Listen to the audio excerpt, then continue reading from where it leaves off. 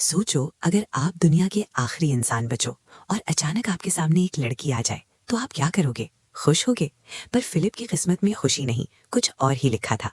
एक अनजान वायरस ने सबको खत्म कर दिया है और फिलिप पिछले 2 साल से सिर्फ एक जिंदा इंसान की तलाश में है। दोस्तों, आज की कहानी में हम देखेंगे कि एक अनजान वायरस फैलने की वजह से धरती पर मौजूद सभी इंसान मारे जाते हैं, लेकिन कहीं से एक आदमी अभी भी जिंदा बचा है, जो पिछले 2 सालों से किसी और जिंदा इंसान को ढूंढने के लिए इधर उधर भटक रहा है। लेकिन फिर एक दिन उसे एक औरत मिलती है जो उसे बताती है कि पृथ्वी पर सिर्फ हम दोनों ही जिंदा बचे हैं और अब हम दोनों को ही मिलकर बच्चे पैदा करने हैं और धरती पर जनसंख्या को आगे बढ़ाना है। तो कहानी शुरू होती है और हमें बताया जाता है कि एक अनजान वायरस की वजह से धरती पर मौजूद सभी इंसान मारे गए, लेकिन एक आदमी अभी भी जिंदा बचा है जिसका नाम फिलिप है। अब बेचारा फिलिप अकेला ही काफी सालों से इधर उधर भटक रहा है ताकि उसे कोई जिंदा इंसान मिल जाए, लेकिन उसे कोई नहीं मिलता, जिससे वो बहुत परेशान हो जाता है और वापस अपने होम टाउन आ जाता है।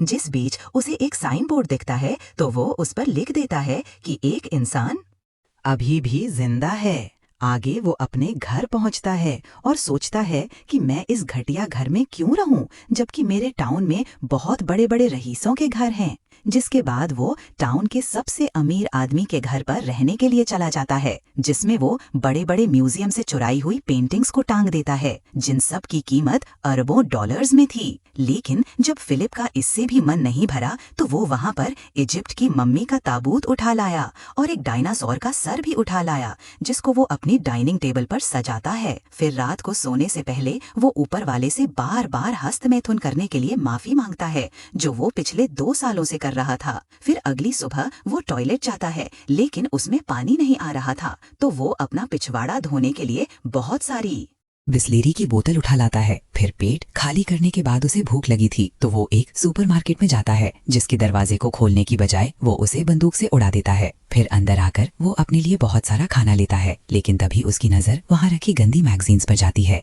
जिसको वो ठूस ठूस कर अपनी ट्रॉली में डालता है और वहाँ से निकल लेता है। रात को वो $1000 की वाइन खोलता है और ऊपर वाले को शुक्रिया करता है, जिसके बाद वो 2 बार हाथ गाड़ी चलाता है और चुपचाप सोने चला जाता है। फिर अगले दिन फिलिप अपना टाइम पास करने के लिए घर के महंगे महंगे सामानों को बर्बाद कर देता है, लेकिन जब इससे भी उसका मन नहीं भरता तो वो एक महंगी मस्टैंग को एक सस्ती कार से भिड़ाकर विस्फोट कर देता है, क्योंकि वो बेचारा कब तक अपनी हाथ गाड़ी चलाकर टाइम पास करता। अब ऐसे करते करते कुछ दिन बीत जाते हैं और हम देखते हैं कि फिलिप का घर एक कबाड़ खाना बन चुका है, और वैसे भी वो इस घर को क्यों ही साफ करता, ये घर उसका थोड़ी ना था। आगे वो एक रबर के पूल को दारू से भर देता है और उसी में नहाता है, उसी को पीता है। इसी बीच अचानक उसे जोर का टॉयलेट आ जाता है, लेकिन उसके टॉयलेट में कबाड़ भरा पड़ा था, इसलिए वो अपने लिए एक नया कमोड बनाने की सोचता है। वो एक स्विमिंग पूल के फट्टे को बीच में से काट देता है और वहीं पर हगने बैठ जाता है। फिर हगने के बाद वो एक बार में जाता है और वहाँ पर रखे हुए खिलौनों से पूछता है कि क्या तुम लोग थोड़ी दारू पीना चाहोगे, लेकिन जब वो खिलौने उसे कोई जवाब नहीं देते तो वो खुद ही पूरी बोतल दारू की पीकर वहाँ पर बेहोश हो जाता है। थोड़ी देर बाद जब उसे होश आता है तो वो एक खिलौने को अपने साथ कार में लेकर एक लड़की के पुतले के पास जाता है और उसे बातें करने लगता है। कहता है कि मैं बहुत दिनों से तुम्हें नोटिस कर रहा हूँ, लेकिन मुझ में इतनी हिम्मत नहीं थी कि मैं तुम्हें अपनी दिल की बात बता सकूं। जो कहकर वो उसे किस करने लगता है कि तभी उस पुतले का हाथ टूट जाता है, जिसे देखकर फिलिप उदास हो जाता है और अगले दिन एक पहाड़ी पर जाकर वहाँ पर RIP फिलिप लिख देता है। जिसके बाद वो अपनी कार में बैठता है और उसे फुल स्पीड से पहाड़ी से क्रैश करवाने के लिए आगे बढ़ता है। लेकिन इससे पहले कि वो अपनी जान देता, उसे वहाँ कुछ अजीब सी चीज दिखाई देती है। वो जल्दी से अपनी कार रोकता है और देखता है कि पहाड़ के पीछे से धुआं निकल रहा है, जिसका मतलब था कि कोई इंसान अभी भी जिंदा बचा है। इसलिए वो जल्दी से उस धुएं की तरफ आगे बढ़ता है। फिर उस जगह पर पहुंचकर उसे एक कैंप लगा हुआ दिखाई देता है, जिसके साथ ही वहां पर एक लड़की की ब्रा भी टंगी हुई थी, जिसे देखकर वो खुश हो जाता है और उस ब्रा को सूंघने लगता है। जिसके बाद वो वहीं पर बेहोश हो जाता है।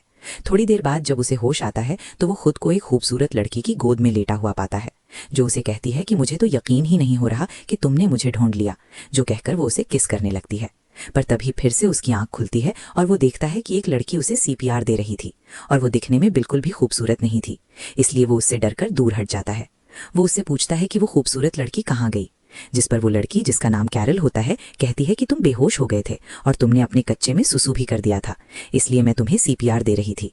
फिलिप कहता है कि मैंने सुसु नहीं किया, ये पहले से ही गीला था, जो कहते हुए वो उसकी तरफ बढ़ने लगता है, जिससे घबराकर कैरल अपनी बंदूक निकाल लेती है। कहती है कि पहले तो मेरी ब्रा नीचे रखो और ये बताओ कि क्या तुम एक अच्छे इंसान हो। वो कहता है कि हाँ, मैं अच्छा हूँ, तुम मुझ पर भरोसा कर सकती हो। वो पूछती है कि तुमने ही उस साइन बोर्ड पर अपने बारे में लिखा था। फिलिप कहता है कि हाँ, वो मैंने ही लिखा था। दरअसल अकेले रहकर मैं परेशान हो चुका था और अपनी जान देने ही जा रहा था कि तभी मुझे तुम दिखाई दी। जो सुनकर कैरल को उस पर तरस आ जाता है और वो उससे दोस्ती कर लेती है।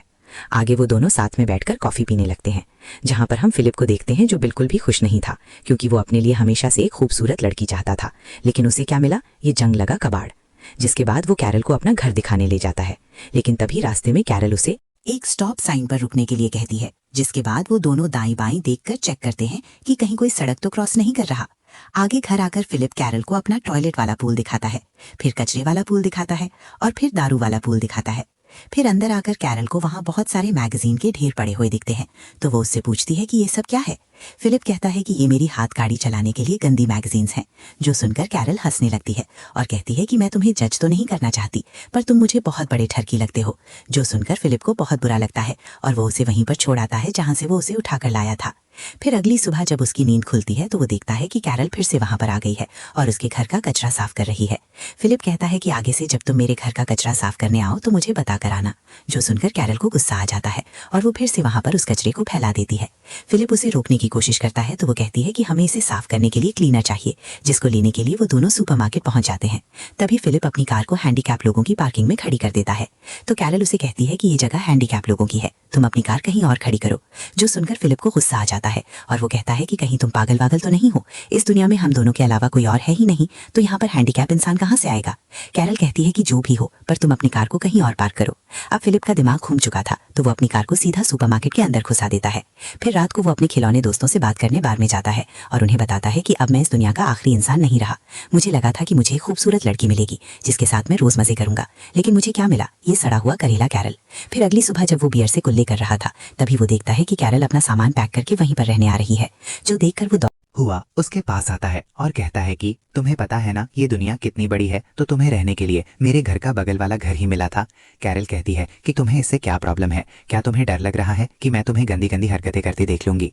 तभी फिलिप उसके सामने अपना कच्चा उतार देता है और कहता है कि ले देख ले, अब और क्या ही बचा है देखने के लिए। कैरल कहती है कि देख यार, हम दोनों को किसी मकसद के लिए चुना गया है और वो मकसद है धरती की जनसंख्या को आगे बढ़ाना।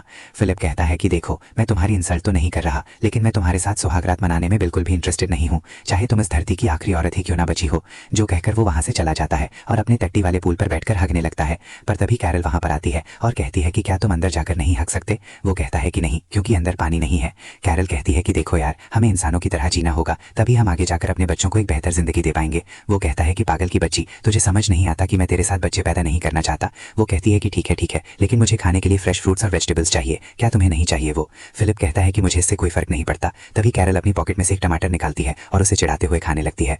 वहीं उसको टमाटर खाता देख फिलिप भी 2 साल पुराने डिब्बे में पैक टमाटर खाने लगता है, लेकिन उसे वो खाने में मजे नहीं आ रहे थे, तो वो रात में चुपके से कैरल के गार्डन में घुस जाता है और उसके सारे टमाटर खा जाता है। फिर अगली सुबह कैरल उसके घर पर आती है और पूछती है कि क्या तुम्हें टमाटर खाकर मजे आए, जिस पर वो उसके मुंह पर मुंह कर जाता है और कहता है कि मुझे नहीं पता तुम क्या बोल रही हो, जिस पर कैरल उसे आतंकवादी बोलकर लंगड़ाती हुई वहां से जाने लगती है। फिलिप उससे पूछता है कि तुम्हारे पैर को क्या हुआ। वो कहती है कि जमीन से पानी निकालते वक्त मुझे चोट लग गई। अब उसकी ये हालत देखकर फिलिप को उस पर तरस आ जाता है, इसलिए वो उसकी पानी का जुगाड़ करने में मदद करता है, जिसमें वो एक वाल्व से पानी के पाइप को जोड़कर पानी को कैरल के घर तक ले आता है, जिसे देखकर वो बहुत खुश होती है और उसे रात को डिनर के लिए इनवाइट करती है।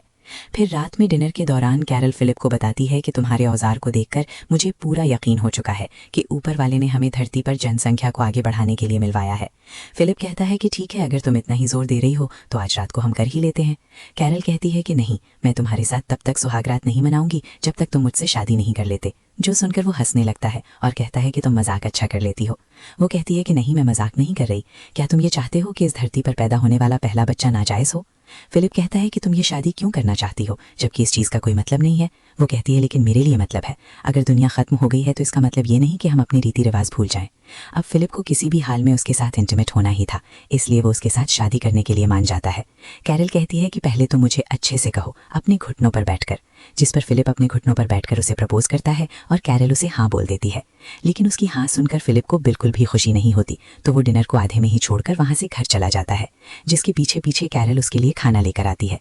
कहती है कि तुम्हें पता है अमेरिका का राष्ट्रपति मर चुका है, इसलिए अब हम दोनों में से ही किसी को राष्ट्रपति बनकर देश की कमान अपने हाथों में लेनी होगी। वहीं फिलिप, जो उससे बहुत ज्यादा परेशान हो चुका था, कहता है कि तुम ही बन जाओ राष्ट्रपति। वो कहती है कि मैं नहीं बन सकती क्योंकि मुझे लोगों के बीच भाषण देना नहीं आता। इसलिए उन दोनों की सहमति से फिलिप को राष्ट्रपति बना दिया जाता है। फिर अगले दिन कैरल स्टोर से अपनी शादी के लिए कुछ सामान लेने जाती है। वहीं फिलिप अपनी बैचलर पार्टी एंजॉय कर रहा था, जिसमें वो बहुत सारे टिश्यू पेपर्स को इकट्ठा करके उसमें आग लगा देता है, जिसके बाद वो फटे पुराने कपड़े पहनकर चर्च में पहुंचता है, जहां कैरल ने चर्च को बहुत अच्छे से सजा रखा था और खुद भी वो बहुत अच्छे से तैयार होकर आई थी। फिर शादी के दौरान जब रिंग पहनाने की बारी आती है तो फिलिप शादी की रिंग लाना ही भूल जाता है।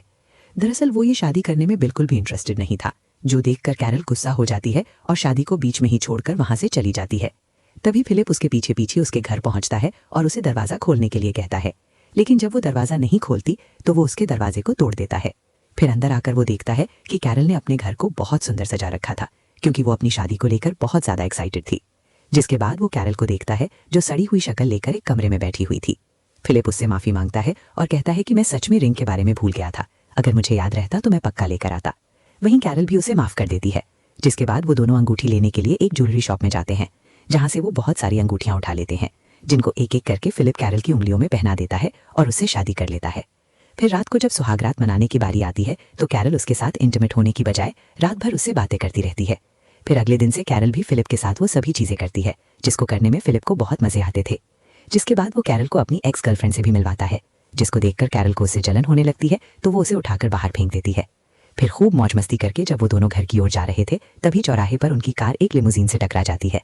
फिलिप जल्दी से उतरकर उसको देखने जाता है कि कहीं उसमें कोई इंसान तो नहीं है, और तभी उसमें से मेलिसा नाम की एक खूबसूरत लड़की नीचे उतरती है, जिसे देखकर फिलिप के तो होश ही उड़ जाते हैं।